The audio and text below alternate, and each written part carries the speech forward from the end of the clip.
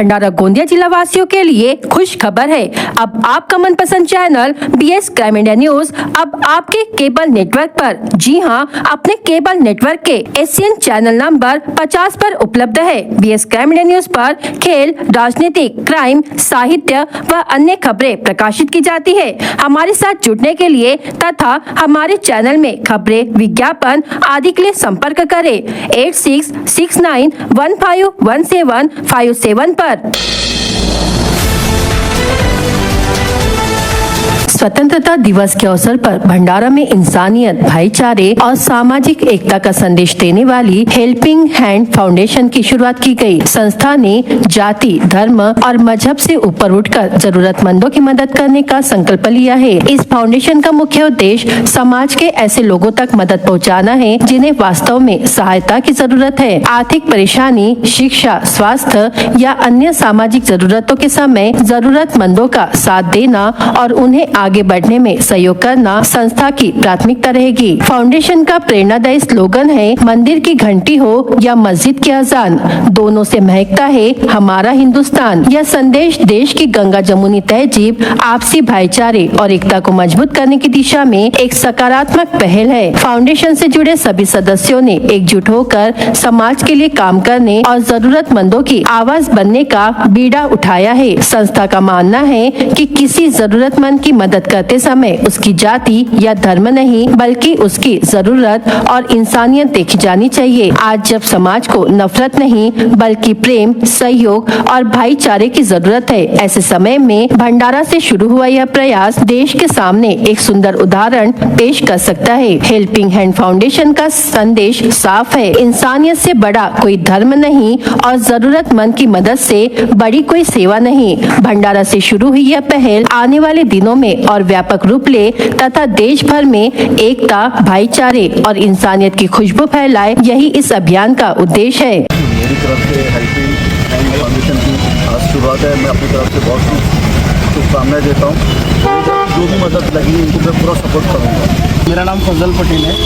हम सब helping hand foundation के मेंबर्स हैं। हम सब दोस्त लोगों ने शहर के अलग अलग जगह से युवाओं ने मिलकर एक हेल्पिंग हैंड फाउंडेशन करके संस्था की स्थापना की है और इसके अंदर हर समाज के लोग जुड़े गए हैं। और बेसिकली इसका एजेंडा ये है कि आज़ादी के अंदर जैसा हर किसी ने अपना योगदान दिया है, ना कोई जात, आज़ादी के पहले ना कोई जात थी ना कोई पात थी, तो उसी से रिलेटेड हमने एक स्लोगन रखे हमारे हेल्पिंग हैंड फाउंडेशन का, मंदिर की अजान हो, मंदिर की घंटी हो या मस्जिद की अजान हो, दोनों से महकता है हमारा हिंदुस्तान।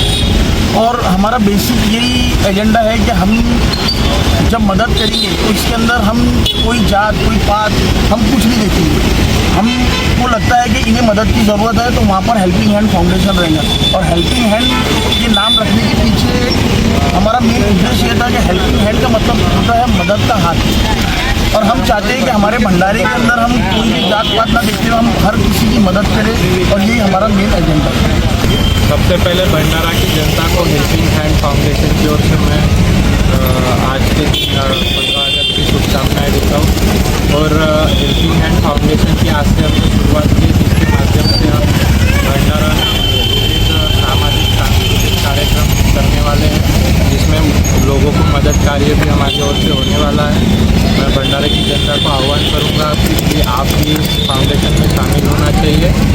और इस फाउंडेशन की शुरुआत हम भंडारा के युवकों ने मिलकर की है। हमारी संकल्पना बहुत अच्छी है और हमारी संकल्पना के बारे में आपको फजल भाई डिटेल में जानकारी देंगे। मैं आज के दिन की शुभकामनाएं देता हूँ। जय हिंद, जय महाराष्ट्र। और हमारी सबसे बड़ी सोच ये है कि मंदिर हो या मस्जिद, मंदिर की घंटी हो या मस्जिद की अजान हो, ये दोनों से ही हिंदुस्तान महकता है। तो हिंदू, मुस्लिम, सिख, ईसाई धर्म पात ना करते हुए सबने मिलकर आज के दिन का जश्न मनाना चाहिए। और आने वाले दिनों में भारत को कैसे और बेहतर करना है उसके बारे में सबने अभी आगे आने की बहुत ज़रूरत है।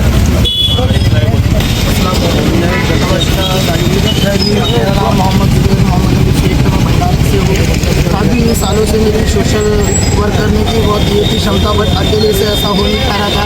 तो हमने कुछ भाइयों ने मिलकर हमारे फजल भाई, मुकुंद भैया, मोहसिन भाई, सोनू भाई, शाहरुख भाई, वकार भाई, ऐसे हमारे 12-13 लोगों ने मिलकर ये फाउंडेशन की शुरुआत की है कि समता में, एकता में ऐसा है आगे बढ़ने की ताकत होती है। और हम लोगों का उद्देश्य ये है कि हम देखते हैं कि गरीबों को और शिक्षण करने के लिए तकलीफ होती है, बहुत परेशानियां करनी पड़ती है। तो हमारी ताकत जैसी भी हो, जैसी भी कैपेसिटी हो, हम चाहेंगे कि बच्चों के एजुकेशन के लिए बोलो या कोई गरीब करने के लिए पीड़ा हो या कहीं पूर आया हो, तो जैसी भी लोगों की मदद हम लोग गरीबों की करना चाहें वो करने का हम प्रयास कर रहे हैं। इसलिए हमने आज से 15 अगस्त देश आज़ाद हुआ था हमारा, आज भी हमने 15 अगस्त से अपने ये हेल्पिंग हैंड फाउंडेशन की शुरुआत की है। इस फाउंडेशन की मदद से हम लोग लोगों को ये कर रहे हैं, प्रयास कर रहे हैं जोड़ने का, हम तक लोग जुड़े और हमारे साथ में हाथ मिलाकर हमारे साथ चले। और मैं ये चाहूँगा कि इस हेल्पिंग हैंड फाउंडेशन के तौर पे हमारा अभी 28 अगस्त को भी हमने प्रोग्राम रखे हैं मुस्लिम लाइब्रेरी में, कुछ गरीब बच्चों के लिए कुछ खिदमत के मौके के लिए कुछ खिदमत करने के लिए प्रोग्राम रखे हैं। तो मैं सभी लोगों से गुजारिश करूँगा, निवेदन करूँगा कि 28 अगस्त को मुस्लिम लाइब्रेरी कल्चरल हॉल में आप सुबह 1 बजे से हमारा शाम के 6-7 बजे तक के प्रोग्राम रखा गया है। तो तब सभी लोग आए और हमारा हौसला अफजाई करें। इतना बोल के मैं अपने 2 शब्द खत्म करता हूँ। जय हिंद, जय भारत, जय महाराष्ट्र। मैं हेल्पिंग हैंड फाउंडेशन को बहुत ज़्यादा मैं बहुत शुभकामनाएं देता हूँ, क्योंकि ना देखा जाए जो डिप्रेशन और लोनलीनेस का एपिडेमिक बहुत बढ़ गया है भारत में। क्यों बढ़ा है?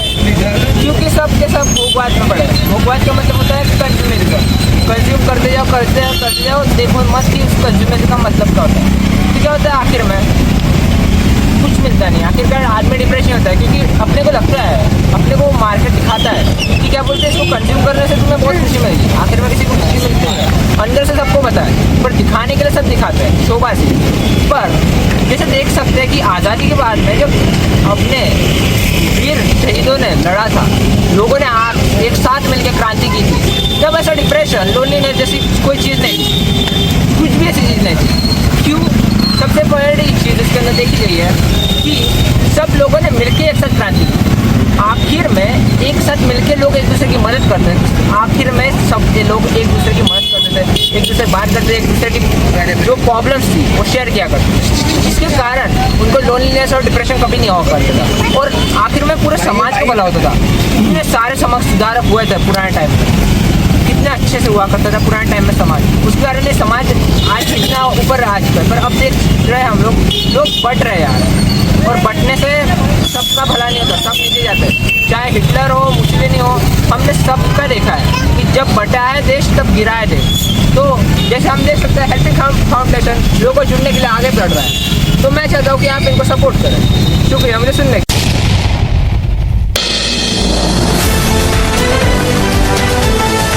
भारतीय अंतरिक्ष अनुसंधान संगठन का अध्ययन दौरा सफलतापूर्वक पूरा कर नागपुर लौटे भंडारा जिले के 41 छात्रों का नागपुर एयरपोर्ट पर पालक मंत्री डॉक्टर पंकज भोयर ने उत्साहपूर्वक स्वागत किया।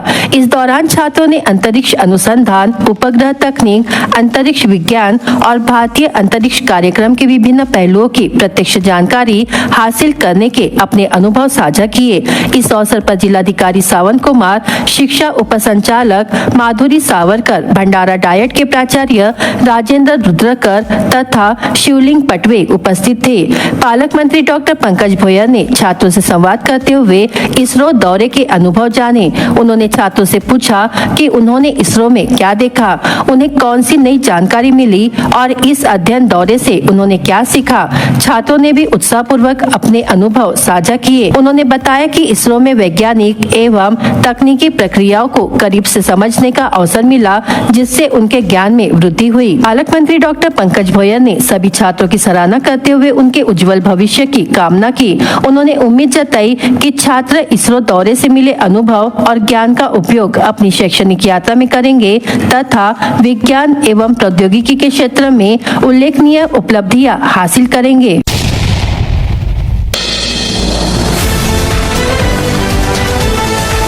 जिला युवा पुरस्कार 2026 के तहत समाज हित में उल्लेखनीय कार्य करने वाले लाखांदू निवासी जोसेफ बढ़ई तथा मानवतावादी कार्यों में उल्लेखनीय योगदान देने वाले और 100 से अधिक बार रक्तदान कर कई लोगों की जान बचाने वाले तमराजा भोज को राज्य मंत्री माधुरी मिसाड़ के हाथों सम्मानित किया गया। वहीं भंडारा जिले के पर्यटन स्थलों की जानकारी और उनकी विशेषताओं को प्रभावी ढंग से प्रस्तुत करने वाली उत्कृष्ट कॉफी टेबल बुक तैयार करने के लिए जिला सूचना अधिकारी शैलजा वागदानले को भी राज्य मंत्री माधुरी मिसाड़ के हाथों प्रमाण पत्र देकर सम्मानित किया गया।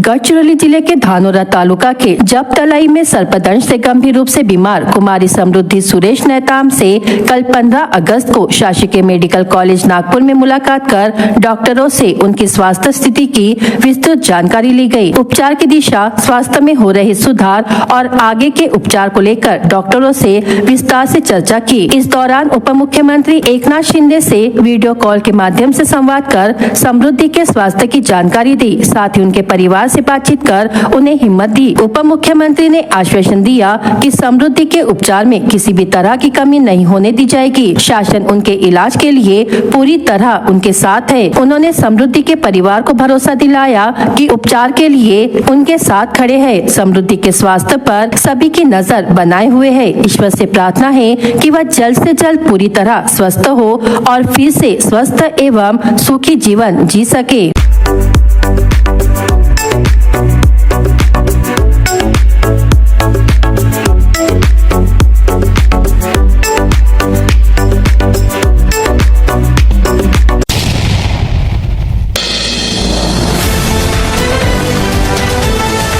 गोंदिया शहर के स्वतंत्रता सेनानी स्वर्गीय सुखदेव अग्रवाल की 125वीं जयंती के अवसर पर 2 सितंबर 2026 को भव्य कार्यक्रम का आयोजन किया जाएगा। शाह परिवार की ओर से आयोजित इस कार्यक्रम में स्वतंत्रता संग्राम और समाज सेवा में उनके योगदान को याद किया जाएगा। साथ ही गर्ल्स कॉलेज परिसर में स्वर्गीय सुखदेव जी अग्रवाल की प्रतिमा का अनावरण भी किया जाएगा। इसकी जानकारी आयोजित पत्रकार परिषद में दी गयी। गोंदिया जिले के सामाजिक, राजनीतिक और सार्वजनिक जीवन में महत्वपूर्ण योगदान देने वाले स्वर्गीय सुखदेव जी अग्रवाल का जीवन आज भी प्रेरणादायी है। 2 सितंबर 1901 को गोंदिया में जन्मे सुखदेव जी अग्रवाल महात्मा गांधी के विचारों से प्रेरित होकर स्वतंत्रता संग्राम में सक्रिय रूप से शामिल हुए। वर्ष 1923 के झंडा सत्याग्रह में भाग लेने के कारण उन्हें 6 महीने का कारावास भुगतना पड़ा। इसके बाद 1930 के नमक सत्याग्रह और 1940-41 में व्यक्तिगत सत्याग्रह में भी उन्होंने सक्रिय सहभागिता निभाई। स्वतंत्रता आंदोलन में योगदान के लिए उन्हें कई बार जेल जाना पड़ा। स्वतंत्रता संग्राम के साथ साथ सुखदेव जी अग्रवाल ने समाज सेवा को भी विशेष महत्व दिया।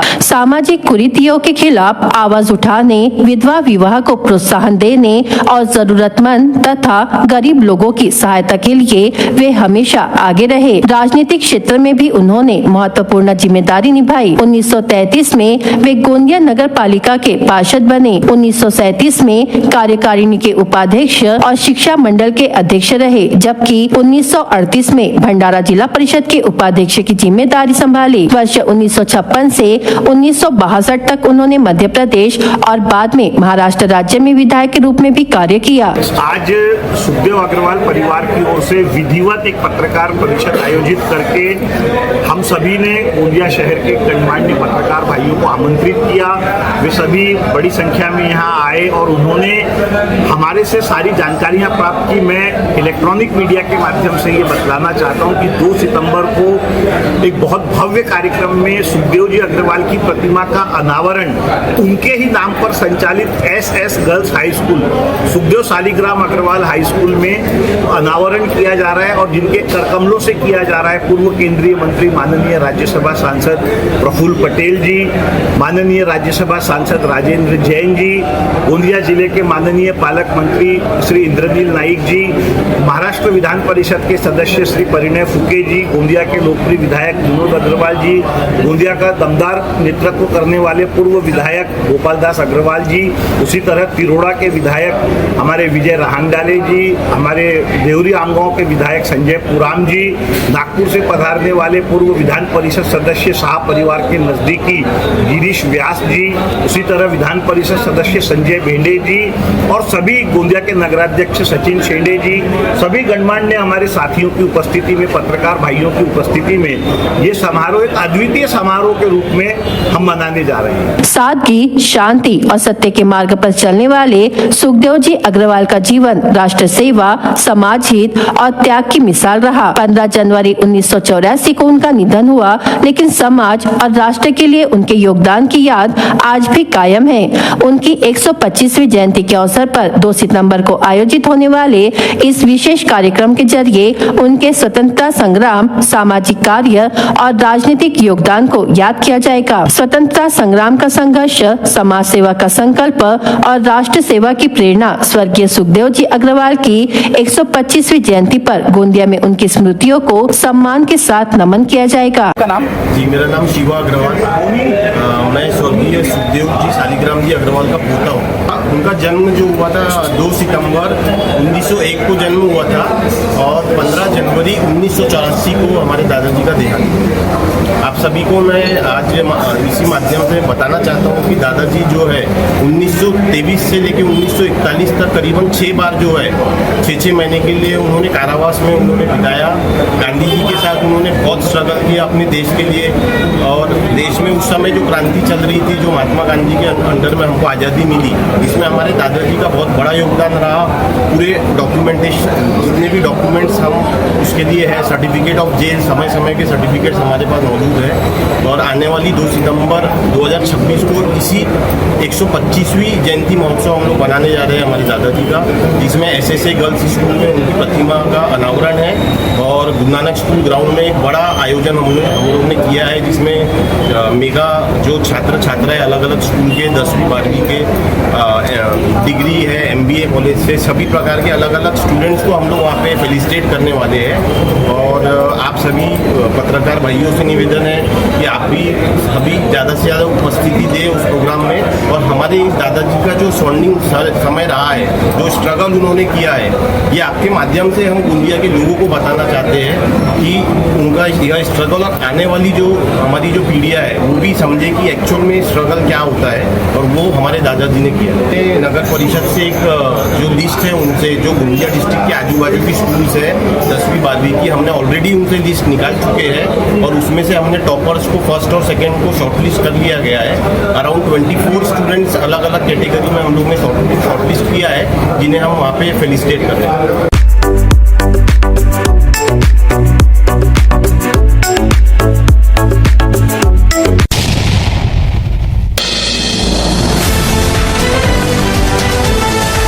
मतदाता सूची को अद्यतन, सही और त्रुटि रहित रखने के लिए चलाए जा रहे विशेष गहन पुनरीक्षण अभियान के तहत भंडारा जिले में 1,25,881 मतदाताओं के नाम सूची से कम हुए हैं। इनमें बड़ी संख्या ऐसे मतदाताओं की संख्या है जिनकी मृत्यु हो चुकी है या जो अपना निवास स्थान बदलकर दूसरे क्षेत्र में स्थानांतरित हो चुके हैं। अभियान को लेकर हाल ही में जिलाधिकारी ने सभी राजनीतिक दलों के जिलाध्यक्षों के साथ बैठक कर मतदाता सूची में होने वाले वाले बदलावों की जानकारी दी। बूथ स्तर के अधिकारियों द्वारा 30 जून से शुरू किए गए अभियान के तहत 17 अगस्त तक घर घर जाकर मतदाताओं का सत्यापन किया जा रहा है। इसके बाद 24 अगस्त को प्रारूप मतदाता सूची प्रकाशित की जाएगी। सूची पर 24 अगस्त से 23 सितंबर 2026 तक आपत्ति और सुझाव दर्ज कराए जा सकेंगे। आपत्तियों की सुनवाई और निराकरण के बाद 27 अक्टूबर 2026 को अंतिम मतदाता सूची प्रकाशित की जाएगी। जिन मतदाताओं के नाम सूची से हटाए गए हैं वे वर्तमान में उसी क्षेत्र में निवासरत है। वे 24 अगस्त से 23 सितंबर के बीच आवश्यक दस्तावेज जमा कर आपत्ति दर्ज करा सकते हैं। आपत्ति की सुनवाई के बाद पात्र मतदाताओं के नाम दोबारा सूची में शामिल किए जा सकते हैं।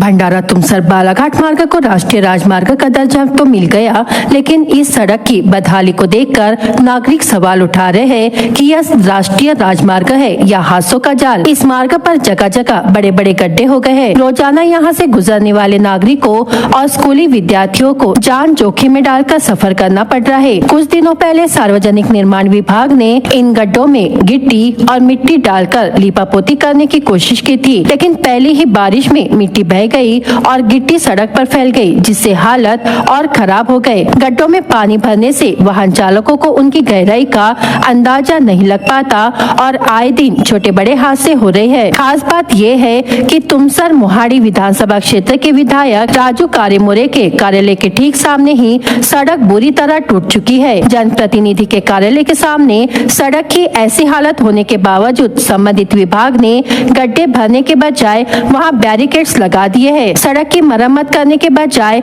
नागरिकों को सिर्फ सतर्क करने की यह अजीब तरकीब प्रशासन के कामकाज पर सवाल खड़े कर रही है। इसे लेकर नागरिकों में नाराजगी के साथ साथ प्रशासन के प्रति तीखी प्रतिक्रिया देखने को मिल रही है। तुमसर भंडारा राष्ट्रीय महामार्गावर आमदार राजू कारेमोरे यांच्या कार्यालयासमोर रस्त्याची खूप मोठी दुर्दशा झालेली आहे। जर रस्त्यात खड्डा की खड्ड्यात रस्ता अशी अवस्था निर्माण झालेली आहे। परिणामी इथून या रस्त्याने जाताना अपघाताला सामोरे झालेलं आहे। शाळकरी विद्यार्थी म्हणा आम्ही म्हणा दररोज मोटरसायकलनं टू व्हीलरनं किंवा सायकलने जात असताना खूप मोठ्या अपघाताला इथं सामोरे होते। इथे संबंधित बांधकाम विभागाने जे बॅरिकेड्स लावलेले परंतु बॅरिकेड लावून इथे चालणार नाही, तर शक्यतो इथं संपूर्ण हा रस्ताच नव्यानं बांधण्याचा फारच त्या सांस्कृतिक बांधकाम विभागाने करायला पाहिजे होता। आज अधिकारी केंद्र सरकारने नुकताच या रस्त्याला राष्ट्रीय महामार्ग घोषित केलेला आहे, परंतु अद्याप त्याची कुठलीही कारवाई करण्यात आलेली नाही। मागे पण आपण इथं बसून एक बेश्रमाचे झाड लावले होते।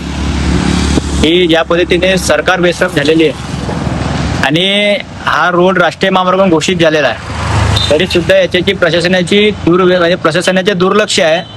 आणि विशेषतः म्हणजे सांगण्याचे कारण हे की आमदाराच्या ऑफिसच्या समोर म्हणजे एवढा मोठमोठा खड्डे पडले आहेत, पण याची अजिबात लक्ष नाही। त्याच्यामुळे हे ज्या करणाऱ्या लोकांची परिस्थिती खूप बिकट आहे आणि इथे ऍक्सिडेंट सुद्धा झालेले आहेत। सतर्क काय करायचे आहे, त्यांना सतर्क करायचे आहे। बांधकाम विभागावाल्यांनी सतर्क व्हायला पाहिजे होता। आज अशा पद्धतीने हे त्यांनी आता 2 दिवसाआधीच काहीतरी बुजवले होते, पण तरी सुद्धा हे उकळून पडले। म्हणजे कुठेतरी इथे भ्रष्टाचारच होऊन राहिला आणि लोकांना शेवटी मरण्याच्या दारात पाडून राहिलं।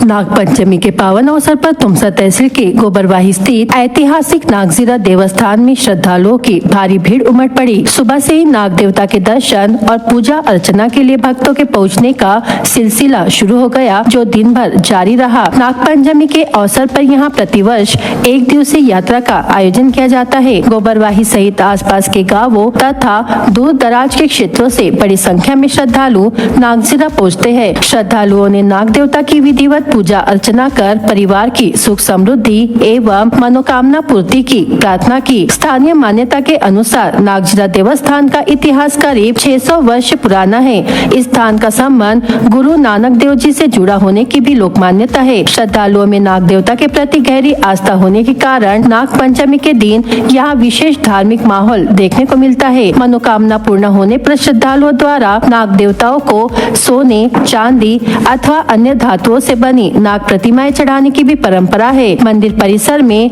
नाग मंदिर के साथ शिवलिंग, देवी दुर्गा एवं साईं बाबा का मंदिर भी श्रद्धालुओं के आकर्षण का केंद्र रहा। नाग पंचमी के चलते सुबह से ही मंदिर परिसर में भक्तों की लंबी कतारें लगी रही। नाग देवता के दर्शन और पूजा से मनोकामना पूर्ण होती है। ऐसी आस्था के चलते हजारों श्रद्धालुओं ने नागझिरा पहुंचकर दर्शन किए। पूरे परिसर में दिन भर भक्ति और उत्साह का माहौल बना रहा।